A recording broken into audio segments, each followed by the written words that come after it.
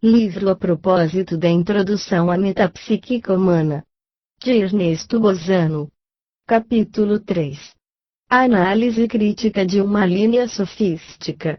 Lamento sinceramente ter de interromper aqui o exame dos argumentos que o nosso autor, profusamente, espalha em torno das experiências feitas com a Sra. Piper. Dado me fosse continuar esse exame dele resultaria crítica assaz instrutiva, pois teria de continuar, através dos fatos, a demonstrar que, em sua maioria, os incidentes verificados com esta médium são inexplicáveis pelas hipóteses da prosopopese e metagnomia, embora não seja necessário mais do que ficou dito para fazer ruir, nesse primeiro embate, o castelo de sofismas e paralogismos, tão laboriosamente edificado por Sudre. Impus-me, entretanto, o dever de analisar todos os pontos abordados por ele em um livro exageradamente parcial, longo, portanto, é o percurso a cobrir e minguado espaço para refutar as inexatidões, as afirmações gratuitas, os paralogismos e sofismas que como serpentes se enroscam uns nos outros, não raro amontoando-se por dezenas em uma só página. A dificuldade maior está na escolha. Eis uma pequena amostra. A página 338 apresenta-nos ele este parágrafo surpreendente. Hoje os espíritas foram compelidos a reconhecer, de um lado, que a metagnomia, ou seja, fenômenos não perceptíveis pelos sentidos normais, a telergia, ou seja, é a força que golpeia ou move os objetos, e a teleplastia, ou seja, manifestação material de uma pessoa que está ausente, se podem exercer sem terem de apelar para a intervenção dos mortos e, de outro, que o fenômeno espírita transborda sempre o animismo, isto é, os elementos tirados do subconsciente dos vivos. Discutem então sobre algumas categorias de fenômenos, em que se entrincheiraram e que declaram inexplicáveis pelas teorias metapsíquicas, quando não se vem apoiar audaciosamente no animismo, para provar o espiritismo, sem o necessário preparo para distinguirem um do outro.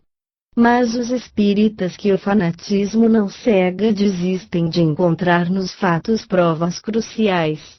Sabem que as suas presunções serão aceitas como provas, segundo a concepção que cada um tem das probabilidades dramáticas da natureza, para usar da expressão original de William James. Como Mears, como Geley, eles pedem o ato de fé necessário a um sistema metafísico, fundado em ciências outras, que não a metafísica, quando não sobre postulados morais. Assim, o espiritismo dito científico, inaugurado por Delany, parece haver entrado em falência, nada mais sobrando para a grande massa do que o velho espiritismo moral de Allan Kardec que, em si, não é, de todo, mau e que serve para levar aos aflitos ilusões consoladoras. Não existe no trecho acima uma única afirmação que não seja errônea, gratuita, insidiosa ou sofística. Sudre começa dizendo: hoje os espíritas foram compelidos a reconhecer que a metagnomia, a telergia e a teleplastia se podem exercer sem terem de apelar para a intervenção dos mortos. Ora, os espíritas sempre o reconheceram. Foi justamente um espírita, Alexandre Aksakoff, que, há 40 anos, classificou os fenômenos medianímicos em 3 categorias: fenômenos de personismo, de animismo e de espiritismo, demonstrando que as 2 primeiras categorias provinham das faculdades supranormais inerentes à subconsciência humana, sem qualquer intervenção de espíritos de mortos. Com que direito, pois, dizer que os espíritas foram hoje compelidos a reconhecer esse fato? Continua Sudre afirmando que, Sempre hoje, os espíritas foram obrigados a concordar que o fenômeno espírita transborda sempre o animismo, isto é, os elementos tirados do subconsciente dos vivos. Abstração feita do sempre, que é aí demasiado, posso afirmar que os espíritas, pelo contrário, reconheceram o fato desde a alvorada do movimento espírita. Eis, por exemplo, como se exprime um espírita, do Se Primeira Formada, Adin Ballou, a página 67 do seu livro Spirit Manifestation, vindo à luz em 1852. O que se passa através do médium deve, em verdade, estar sujeito à influência do espírito dos vivos. As ideias preconcebidas, a vontade, a imaginação, os sentimentos, os pontos de vista particulares não podem deixar de exercer uma influência, mais ou menos acentuada, sobre as comunicações que os espíritos de mortos procuram transmitir, por intermédio de um cérebro alheio. Além disto, as influências mesméricas e psicológicas da parte da mentalidade dos experimentadores, que podem dominar a do médium, devem igualmente produzir um efeito perturbador análogo. Segue-se que certas comunicações provenientes de espíritos elevados são transmitidas ou, mais acertadamente, são traduzidas de um modo vulgar, não raro completamente diferentes daquilo que foi ouvido pelo espírito comunicante. É como se um francês se comunicasse com um inglês por intermédio de um dinamarquês, pouco familiarizado com aqueles dois idiomas. O interlocutor inglês teria não pequena dificuldade de apreender o sentido do recado transmitido. Em casos desta natureza, nunca podemos estar certos de ser a comunicação recebida a tradução perfeita do que tinha o espírito comunicante intuito de transmitir. Eis o raciocínio de Adin Ballou, há 75 anos, e esta sua opinião se acha transcrita nas obras de Capron, 1858, do professor Robert Airy, 1855, do Dr. Wolff, 1869, de Alexandre Aksakoff, 1889, mas para Sudris hoje os espíritas foram obrigados a reconhecê-lo e, isto mesmo, graças à força esclarecedora das pesquisas dos metapsiquistas, ou seja, ciência que tem por objeto o estudo da produção de fenômenos que está além da matéria, destes últimos tempos. Mas continuemos. O nosso autor ainda assim se exprime. Então discutem, os espíritas, sobre algumas categorias de fenômenos, em que se entrincheiraram e que declaram inexplicáveis pela teoria metapsíquica. Estas algumas categorias de fenômenos inexplicáveis pela teoria metapsíquica são antes numerosas e nada mais natural que os espíritas as declarem inexplicáveis pela hipótese naturalista, pois, de fato, o são. Os próprios metapsiquistas anti-espíritas de tal forma o compreendem e, com isso, tal embaraço experimentam, que evitam prudentemente discuti-las, contentando-se de apenas a elas aludir, de modo geral, em nada concludente ou a elas não se referindo de modo algum, o que ainda é mais cômodo. Isso não impede, porém, que esses mesmos metapsiquistas continuem a inculcar a sua argumentação anti-espírita, como se houvessem respondido, refutado, destruído a dos seus opositores. Mais tarde voltaremos a este ponto, particularmente importante. A continuação do trecho, cujo exame empreendemos, é curiosíssima. Com efeito, ele nos faz saber que os espíritas se apoiam audaciosamente no animismo para provar o espiritismo, sem terem o necessário preparo para distinguir um do outro.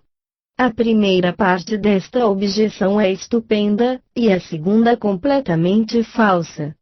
Estou eu entre aqueles que, de 30 anos para cá, se apoiam audaciosamente no animismo para provar o espiritismo, nos números de novembro-dezembro de 1925 e de janeiro-fevereiro de 1926, da Revue Spirit fiz sair um longo artigo, rigorosamente documentado, com o fim de demonstrar que o animismo, sob o ponto de vista de demonstração científica da existência e da sobrevivência da alma, era mais importante e decisivo do que o próprio espiritismo, e nesse artigo fiz ressaltar a circunstância, altamente eloquente, de Frank Podmore, isto é, o adversário mais encarniçado da hipótese espírita, haver, mesmo ele, reconhecido essa verdade, nos termos que se seguem.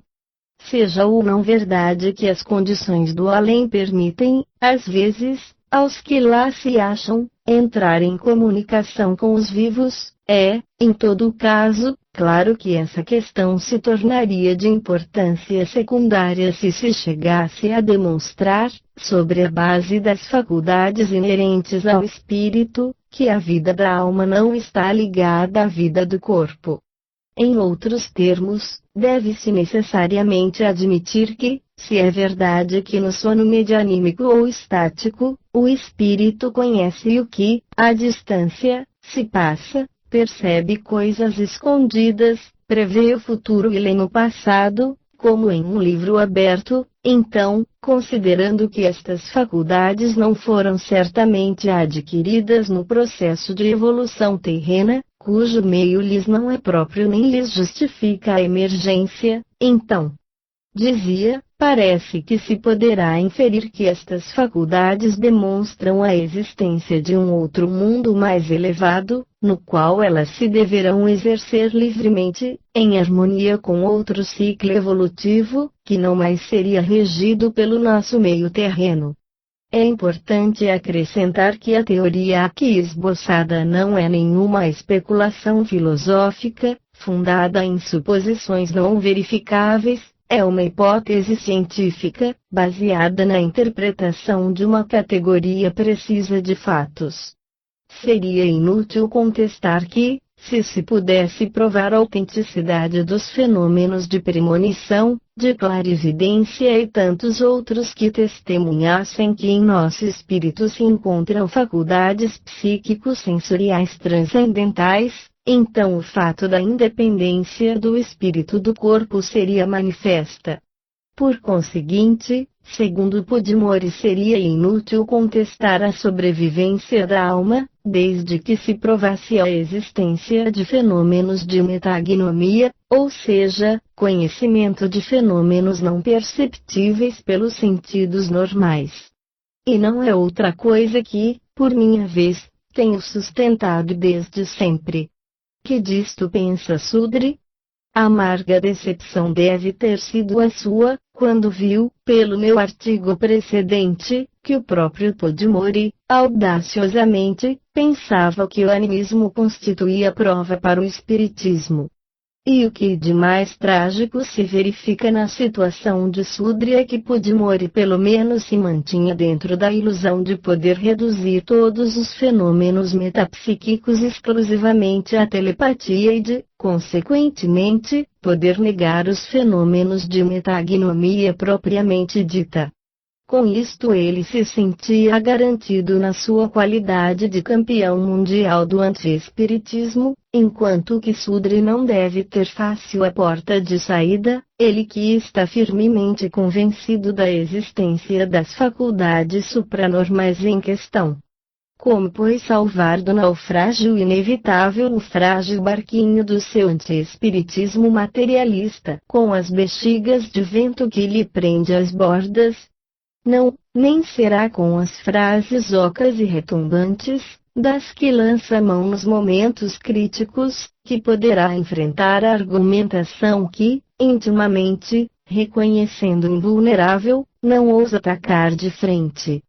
É o que ainda agora se dá ao ter de enfrentar o caso da demonstração irrefutável do espiritismo pelo animismo, interpõe no período a palavra audaciosamente, com a qual pretende insinuar que as pretensões dos espíritas a esse respeito são injustificáveis e temerárias.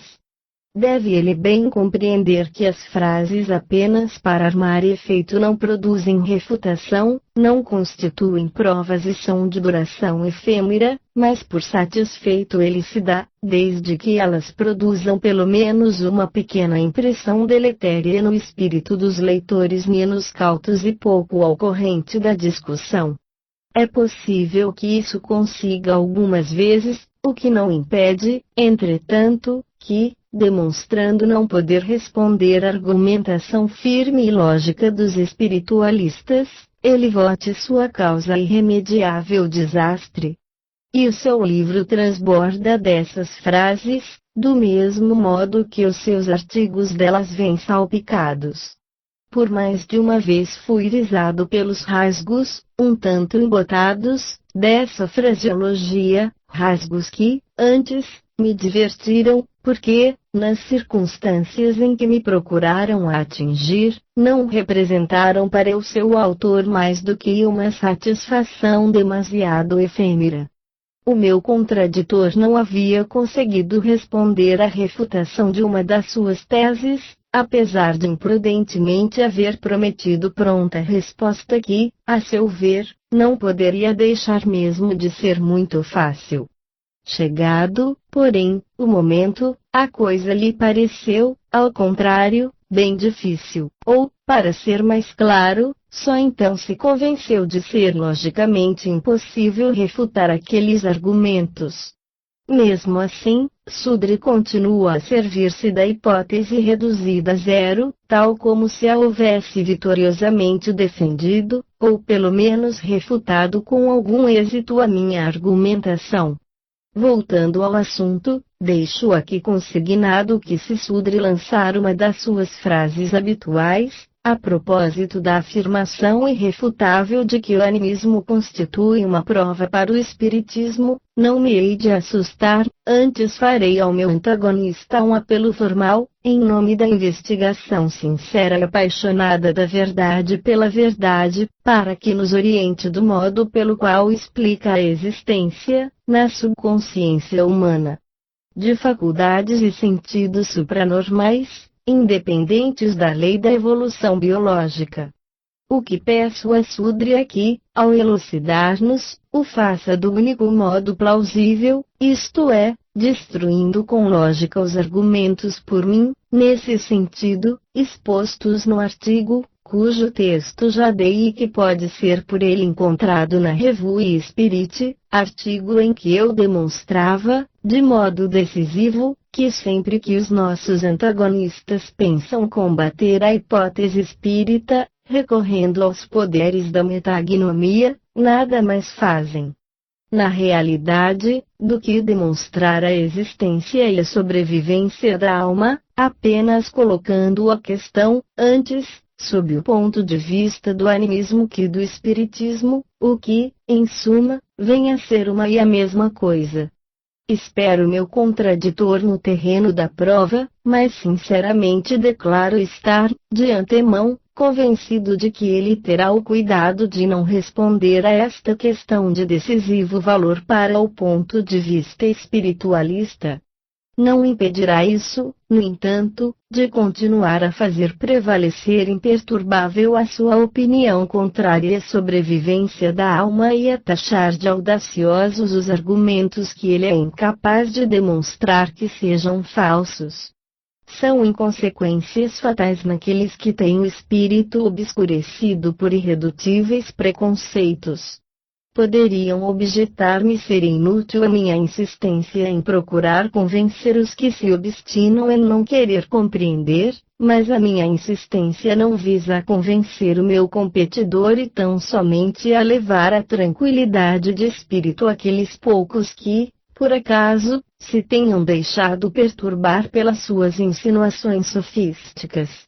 Abro aqui um parênteses para tratar com o professor Charles Richet.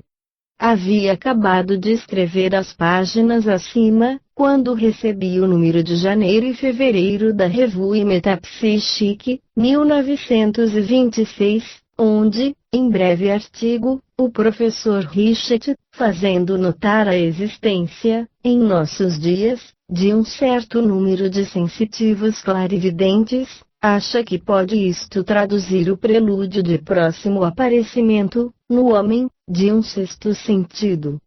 Passando a examinar cientificamente a origem presumível desse novo sentido, procura explicar o fato pela teoria assaz conhecida de Dr. Vries, sobre as mutações bruscas transmissíveis à descendência, tal como se observa no reino vegetal. Ouso lembrar ao professor Richet que a frequência atual de sensitivos clarividentes, frequência aliás muito relativa, decorre exclusivamente do fato de, nestes últimos anos, entre os povos civilizados, serem esses indivíduos muito procurados e observados, ao passo que antigamente eram em geral conduzidos à fogueira, o que, de muito, lhes reduzia o número. Nada, entretanto, de novo sobre o caso.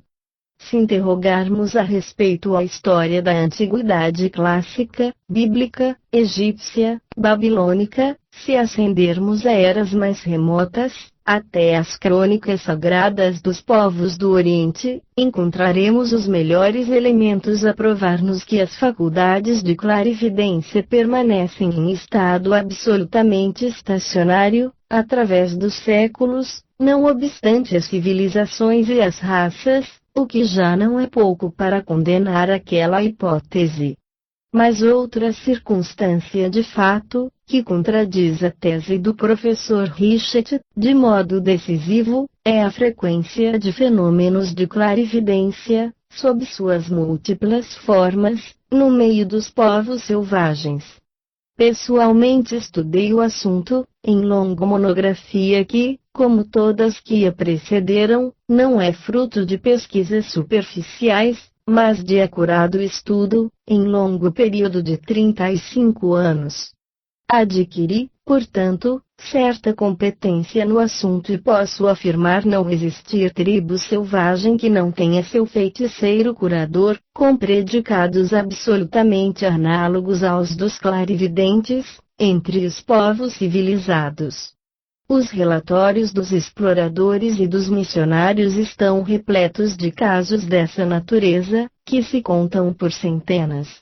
Daí podermos concluir em sentido diametralmente oposto ao que nos sugere o professor Charles Richet, isto é, que, se as faculdades de clarividência sob todas as formas são mais frequentes entre os povos primitivos que entre os civilizados, não há razão para admitirmos a hipótese do aparecimento, no homem, de um sexto sentido graças à lei biológica das bruscas mutações. Devemos, além disto, ter em vista uma outra consideração, teoricamente de grande importância, qual a de o professor Richet se não haver lembrado da impossibilidade de se tratar de um sexto sentido em gestação, por isso que os fenômenos de clarividência se produzem pela utilização dos sentidos existentes: visão, audição e tato. Acrescentaremos que, por outro lado, deixou ele de considerar que esses fenômenos, ao invés de serem determinados pela percepção direta, isto é, da periferia para o cérebro, como se deveriam produzir para todo e qualquer sentido biológico passado, presente ou futuro, eles se determinam por percepção inversa, ou seja, do cérebro para a periferia, sob a forma de visões ou audições subjetivas, projetadas fora e quase sempre de natureza simbólica, mais ou menos manifesta.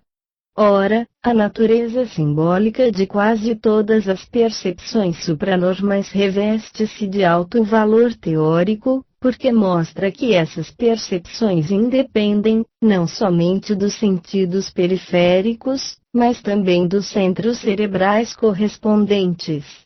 Com efeito, o simbolismo das percepções prova que os centros cerebrais não percebem ativamente, mas passivamente registram o que lhes é transmitido, por um terceiro agente a elas estranho, único a perceber diretamente, para depois transmitir seus conhecimentos ao sensitivo, sob a forma de representações simbólicas.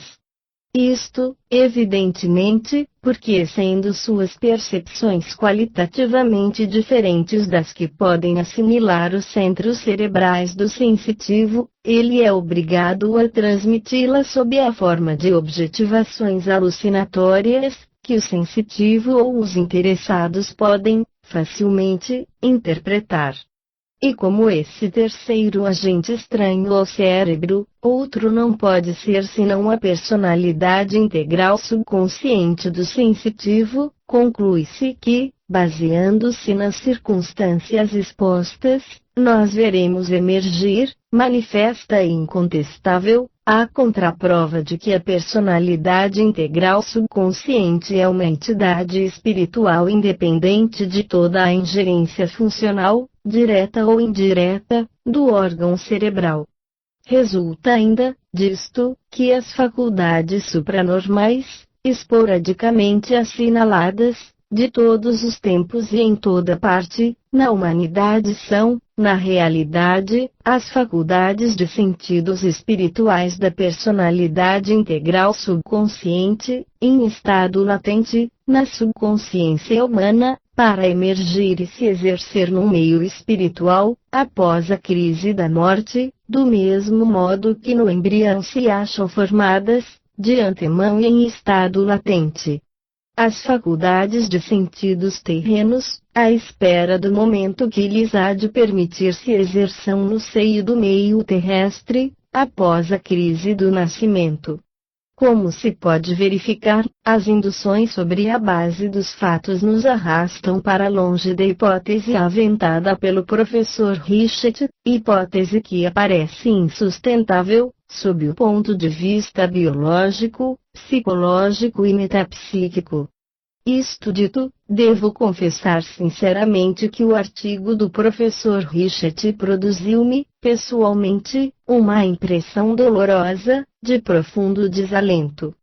Revela-me a inutilidade dos esforços intelectuais, a que me submeto há 35 anos, com o fim de dar a minha contribuição à investigação da ciência metafísica. Se o professor Richet, antes de expor a sua hipótese, houvesse demonstrado o erro da minha argumentação, eu teria testemunhado meu reconhecimento àquele que assim me houvesse esclarecido sobre problema do mais alto valor científico. Mas o professor Richet enuncia sua hipótese sem fazer a mínima alusão à existência de um estudo recente sobre o assunto, estudo que o contradiz no terreno dos fatos. Ora, como do choque das ideias é que salta a centelha da verdade, se no meio metapsíquico, uma das partes segue o seu caminho sem se preocupar do que faz a outra, não se chegará, nesse ramo de ciência, a qualquer conclusão. Nessas condições, tanto vale não escrever coisa alguma, cada um se limitando egoisticamente a estudar apenas para si, deixando que os demais pensem como melhor lhes parecer.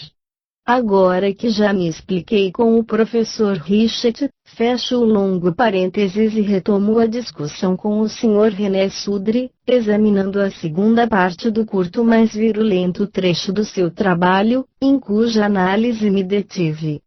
Havia eu dito que a primeira parte desse trecho era a estupenda e a segunda a inteiramente falsa.